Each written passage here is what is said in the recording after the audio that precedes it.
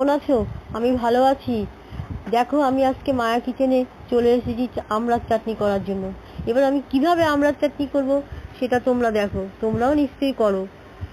প্রথমে কাঁচা আমড়াগুলোকে খোসা ছাড়িয়ে নিলাম। এবার খোসা ছাড়ানোর পর সেগুলো অর্ধেক করে কড়াইতে সেদ্ধ করে নিলাম।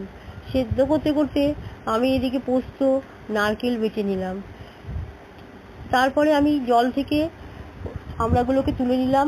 আমড়াগুলো তুলে খালি কড়াইতে সামান্য পরিমাণ তেল দিয়ে সর্ষে ফোড়ন দিলাম। সর্ষে ফোড়ন দেওয়ার পর আমড়াগুলোকে ছেড়ে দিলাম। আমড়াগুলো ছেড়ে দেওয়ার পর একটু নুন, সামান্য পরিমাণ হলুদ দিয়ে নাড়াচাড়া করলাম। নাড়াচাড়া করতে করতে তারপরে পোস্ত দিয়ে দিলাম। পোস্তটা একটু ভাজা হলো যাতে গন্ধ না থাকে।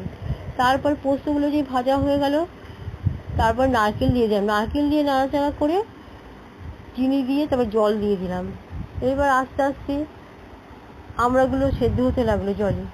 সেদ্ধ হতে তারপর ঢাকনি দিয়ে ঢাকা দিয়ে দিলাম। কিছুক্ষণ ঢাকার পর আবার তুলে তারপর নাড়াচাড়া করে রসটা যখন গাঢ় হয়ে আসলো তখন না তখন কড়াই থেকে নামিয়ে পাত্রের মধ্যে রেখে দিলাম। দেখো কেমন সুন্দর একটা চাটনি হয়ে গেল। যদি তোমাদের ভালো লাগে তাহলে কমেন্ট করো, লাইক করো, শেয়ার করো, সাবস্ক্রাইব করো। কমেন্ট না করলে বুঝতেই পারবো না কি কেমন হলো। সুস্থ থেকো, ভালো থেকো, ধন্যবাদ।